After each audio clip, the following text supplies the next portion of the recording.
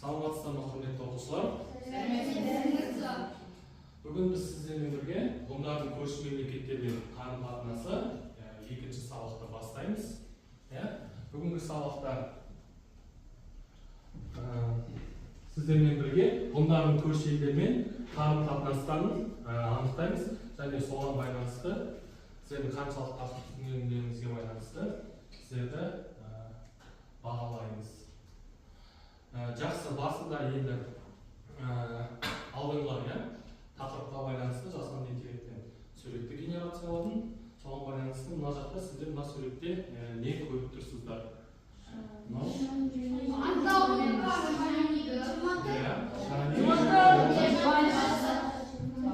Түмен басы, түмен басы дейтін бізде кімдер?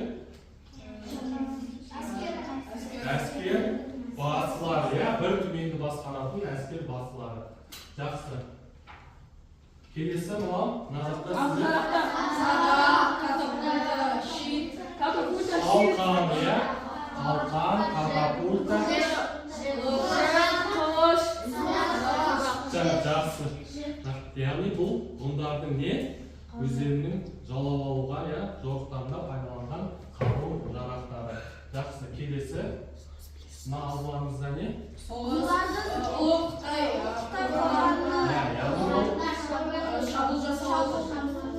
Кімдер шабуыл жасап отыр? Ғұндар, жаңағы катапультасымен және арт әскерімен білеміз.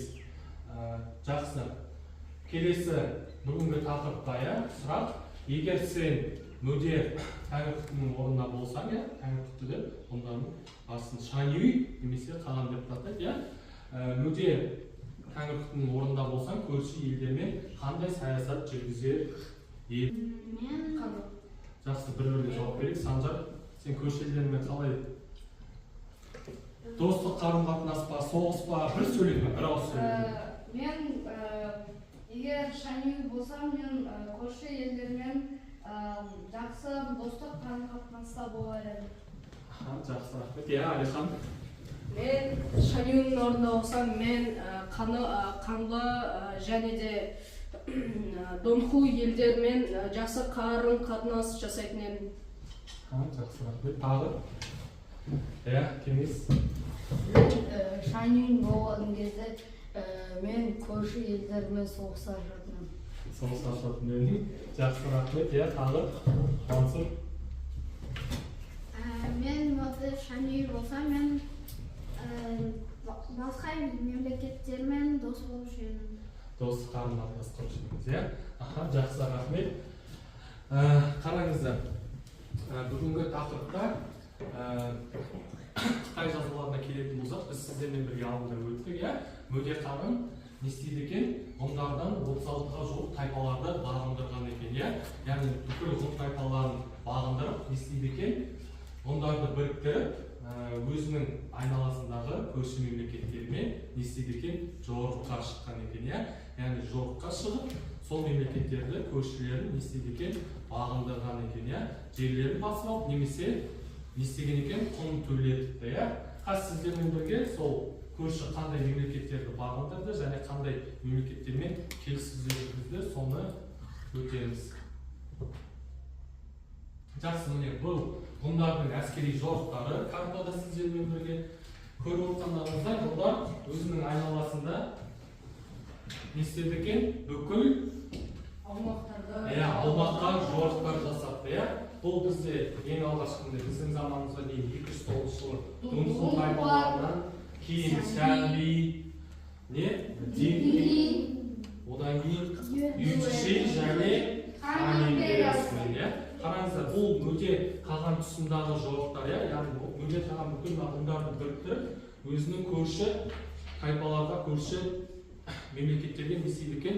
Жорық жасаған екен, Ал мына 200-ші жыл деп тұрған Хан империясына, олар негізі ғұндар кімдермен Хан империясымен 300 жылға жуық соғысады осының алдында.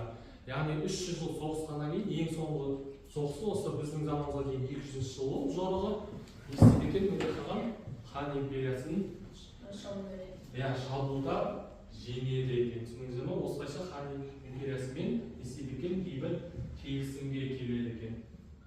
Жақсы. қазір міне мына 5 жол жасаған, мөдер Шанюдің жол жасағандан алыңыздарды жазып алыңыздар.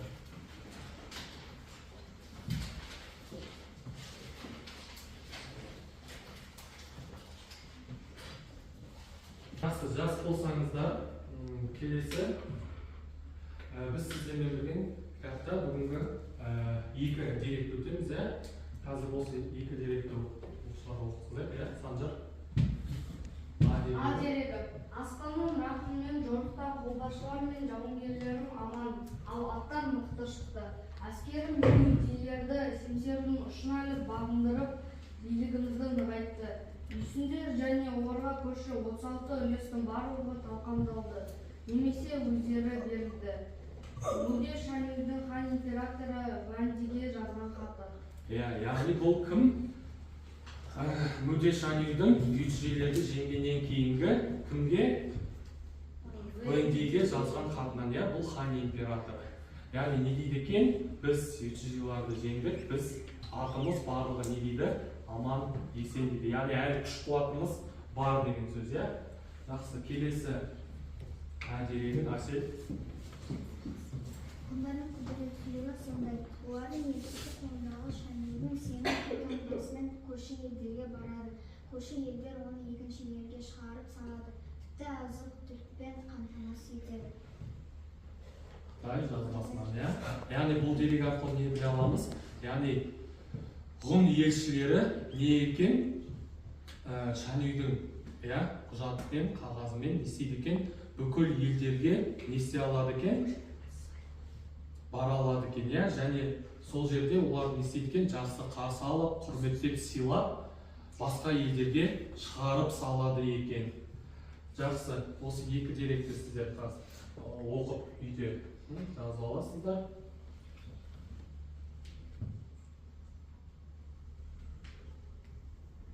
Жақсы, біз сіздермен бірге алдында айттық, осы мына сіздерге суретте көрсетіп отырған Қытай қорғанын, ұлы Қытай қорғанын кімдер? Хан империясы кімдерге қарсы? Ғұндарға қарсы салған. Осы ғұндардың үнемі шабуыл жасап отыру нәтижесінде осындай ғұндар шығарды. Жаңа суретте көрдіңіздер, ғұндар сонда да осы қорғанына қарамастан хан империясы не істейді? Бәрібір де басып алады екен. Жақсы, келесі. Осыдан біздің заманымызға дейінгі 200 жылы, күте тұршы. Біздің заманымызға дейінгі 200 жылы ғұндар кімдерге, жаңа өттік, хан империясына шабуыл жасап, оларды не істейді екен? Жеңеді екен, және жеңілген хан империясы не істеуге мәжбүр олар? Ғұндарға хан империясының императоры Мөде Шанюға өзінің қызын береді. Әйелдікке, қалыңдыққа, және жыл сайын мата, мақта, алтын, азық-түлікпен, жібек матамен істеуге, құн төлеуге мәжбүр болады. Яғни жеңгеннен кейін осылайша 300 жылдық Қытай мен ғұндар арасындағы бақтаныстық бітеді екен. Яғни соғысы кезеңде кімдерді жеңгеннен кейін хан империясын ғұндар осы уақыттағы ең мықты, Еуразия материгіндегі ең қуатты үлкен мемлекеттердің біріне айналады. Түсіндіңіздер ма? Оның үстіне бай қуатты, және біз сіздермен алдында өттік. Осы ғұн империясы территориясымен қандай жол өтті? Ұлы жібек жолы, яғни бүкіл сауда-саттықты да осы ғұндар не істеп отыр екен, өз қарамағында бақылап отыр екен. Солтүстігінде Байкал көлі, оңтүстігінде Тибет тауларына дейін, батысында Шығыс Түркістан және Хуанхэ өзеніне дейінгі территорияларды алды екен осы ғұн мемлекеті. Жақсы, қазір Қазан қайтыс болғаннан кейін, қайтыс болып бірнеше уақыт өткеннен кейін, біздің заманымызға дейінгі 55 жылы ғұндарда таққа бақталастық пайда болады. Соның нәтижесінде олар екіге бөліп кетеді. Солтүстік ғұндар және оңтүстік ғұндар болады. Оңтүстік ғұндар бізде кімдерге? Хан империясына тәуелді болып қалады. Яғни хан империясы қайтадан күшейеді. Күшейіп оңтүстік ғұндарды басып алады екен. Ал солтүстік ғұндар қайда? Монғолияның Қырғыздар дейтін көлінің маңында шоғырланады екен. Яғни алып империя бірнеше ғасыр өмір сүргеннен кейін ішкі тартыстарда не істейді екен? Екіге бөлініп кетеді екен. Кейін сіздерден алдағы уақытта өтеміз. Солтүстік ғұндар климаттық өзгерістер мен көрші хан империясы және басқа көрші тайпалардың шапқыншылығы нәтижесінде қайда? Батысқа қарай жорық жасайды, батысқа қарай көшіп кетеді.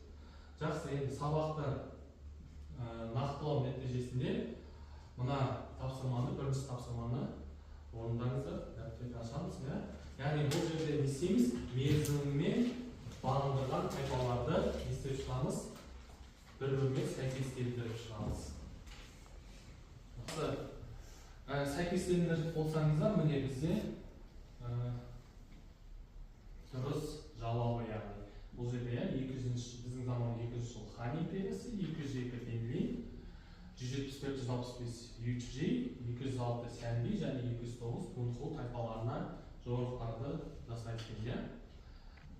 Жақсы, келесі тапсырма тақырыптың орындауда тарихи диктант бос орындаға керекті сөзді жазасыздар. Жақсы, қаламыз жазып бастаймыз. Дұрыс жауабы бұл біздің заманымызға дейінгі тыныштандыру үшін десек хан императоры жорыққа шығады. Олар мүддеге бас иіп, бейбітшілік туралы келісімшартқа жасайды. Ол бойынша Ресейге хан император шәйгеге қызын беруге және жыл сайын бағалы заттар, күріш, шарап, жібек мата жіберуге уәде етті.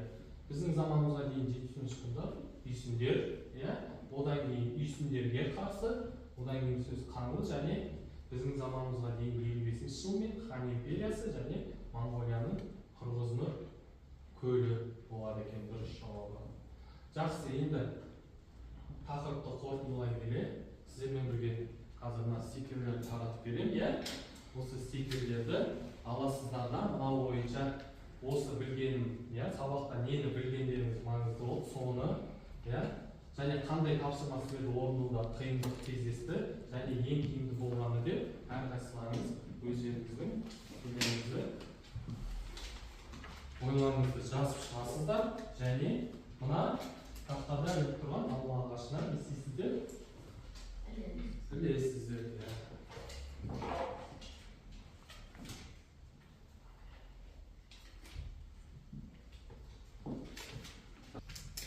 Жақсы, енді қорытындылай келе біз не ұқтық? Ғұндар мөдер хан тұсында не істеді екен? Өте қуатты, күшті мемлекетке айналыпты. Және бар жоғы бірнеше 10 шақты жыл ішінде бүкіл көрші тайпаларын бағындырып, хан империясының өзін не істейді екен? Бағындырады екен, жаулап алып, оған не істейді екен? Құн төлеткізіп қояды екен. Алайда не істейді екен? Келісімшартқа отырғаннан кейін, талай уақыт өткеннен кейін, олар 55 жыл не істейді екен? Таққа таластың нәтижесінде екіге бөлініп кетеді. Солтүстік және оңтүстік ғұндар. Жақсы. Енді сіздерге оқу тапсырмасы, оқулықтағы А, дерегін оқып, дерек не туралы, деректер несімен құнды екенін анықтайсыздар. Оқулықтағы бірінші суретте бейнеленген ежелгі заманның бірегей құрылысы қалай пайда болғанын еске түсіріп, әңгіме құрастырасыздар. Жақсы, бұл сіздердің үйге тапсырмаларыңыз.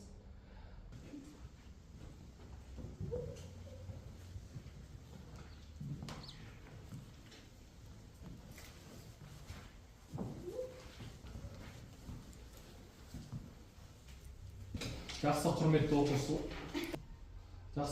оқушылар, жас болсаңыздар, асықпай бір-бірден келіп, жақтыра беріңіздер.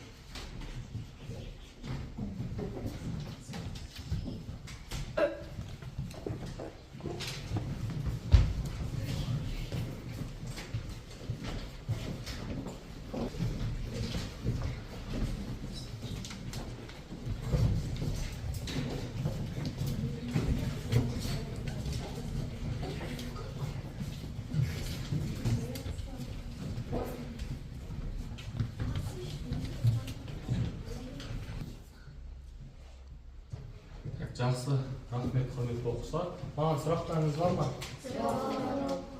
Жақсы, барлығы түсінікті болса, сабақ аяқталды. Сау болыңыздар.